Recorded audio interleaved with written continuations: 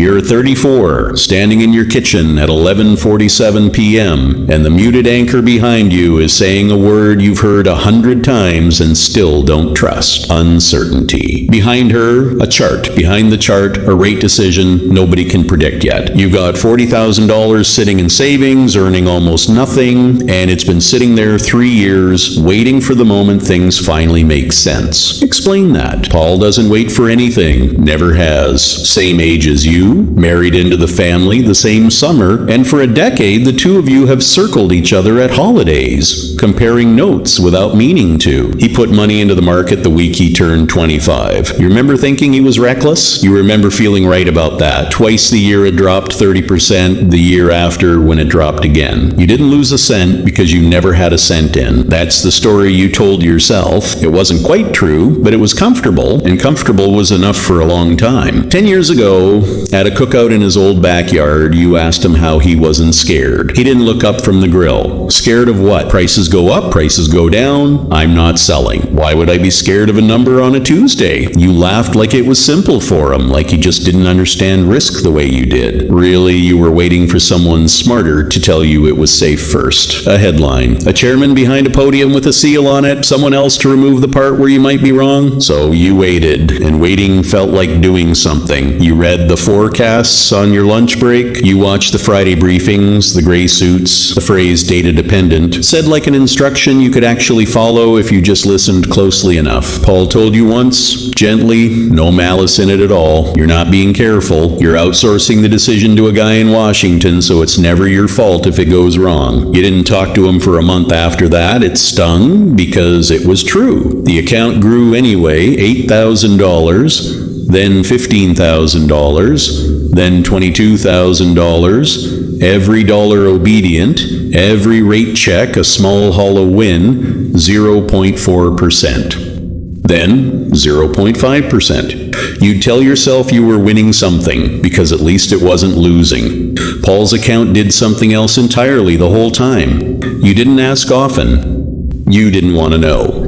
At 29, you finally opened a brokerage account and left it empty for 6 months. The way a man buys running shoes, he never wears proof of an intention he can point to later without ever lacing them up. A well-known economist went on television and predicted a downturn within the year. You believed him completely because he sounded certain, and certainty was the only thing you'd ever actually wanted from any of this. The downturn never came. The market rose 18% that year.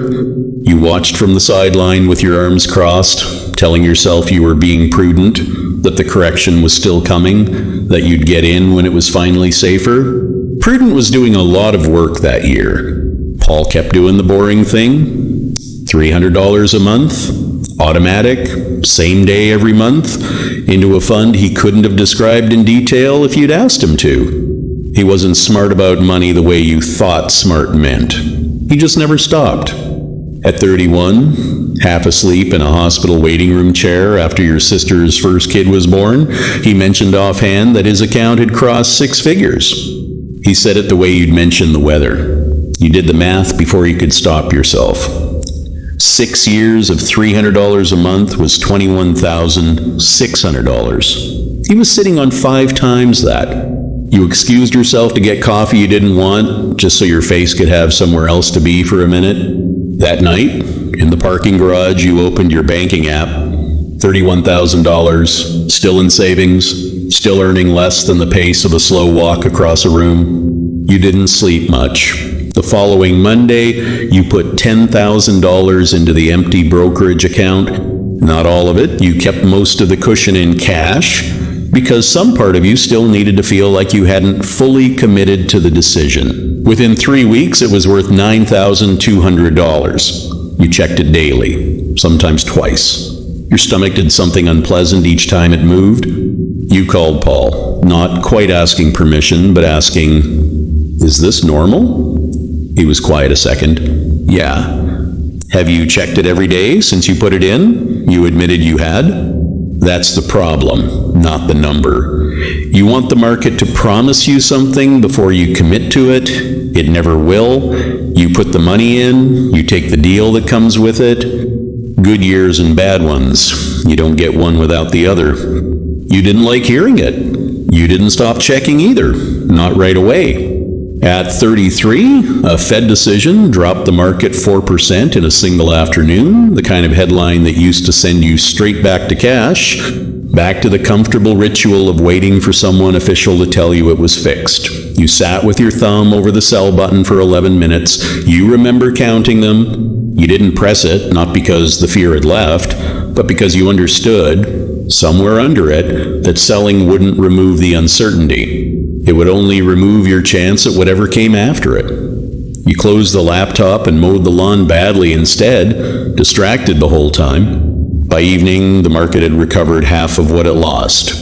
That was the year something in you started changing, quietly, the way real changes usually do without a headline of their own. At 34, in your kitchen, watching the anchor talk about a decision that hasn't happened yet, you notice something new. You're not waiting to act. You're just watching the way you'd watch weather. You weren't planning around.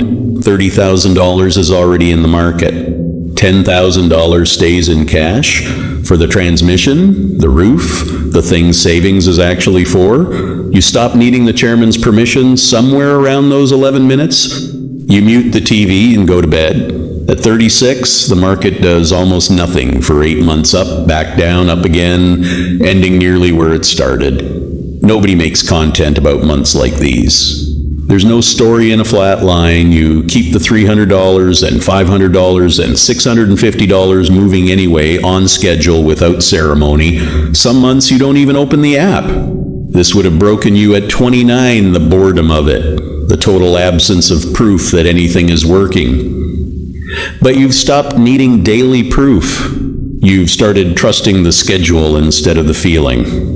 At 38, Paul loses his job, not fired exactly. His division folded into another one, and 6 months later, so is he. He calls you, and there's an edge in his voice you've never heard in 14 years of knowing him. He asks if he should pull his retirement account to cover the gap while he looks. You ask how long his emergency fund covers him. 5 months, maybe 6 if he's careful.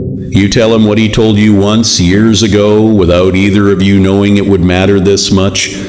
Don't make a permanent decision because of a temporary fear. Let the cash do the job the cash is for.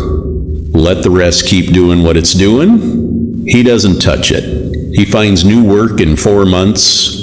The account, untouched, is worth more the day he lands than the day he got laid off, because the 8 flat months finally moved while nobody was looking. At 41, there's a morning that would have wrecked you a decade earlier. A stock the whole market loves loses 1/3 of its value overnight on bad earnings.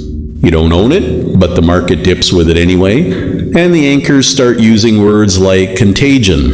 And for 1 hour, the account is down $18,000 on paper. You feel the old pull, check it, sell it, do something with your hands before the fear does something for you. Instead, you close the laptop and take your kid to soccer practice. By Friday, most of it's back. You didn't do anything. That used to feel impossible. Now it just feels like Tuesday. At 44, you and Paul are at another cookout. Older now, your own kids running through the yard this time. You ask him, half joking, if he ever thinks about the years he had a head start on you. He shrugs, flipping burgers the same way he always has. I didn't have a head start. I just started. You didn't. Different thing. You want to argue the way you used to, but you don't because he's right and you've known it for a while now. Your numbers aren't identical to his. His 19-year head start is still real, still fixed in the past, still his alone. But the gap that once felt like a verdict has become something else. A distance, not a sentence. You're not racing him anymore. You stopped somewhere around 11 minutes with your thumb over a button you didn't press. At 47, the news does what the news does. A new chairman, a symposium, a speech everyone's decoding for a signal, a market swinging 2% on a sentence fragment about future policy. You watch it from your kitchen, the same kitchen, a newer TV now, still muted. You don't feel the old dread. You feel almost nothing, which took you 18 years to build. Somewhere in this country tonight, someone else is standing in their own kitchen at 11:47 p.m., watching the same broadcast, waiting for a stranger behind a podium to tell them it's finally safe to start. You know exactly what they're waiting for, because you waited for it too, for 5 years. While the only thing moving was a decimal point in a savings account nobody remembers the rate of now.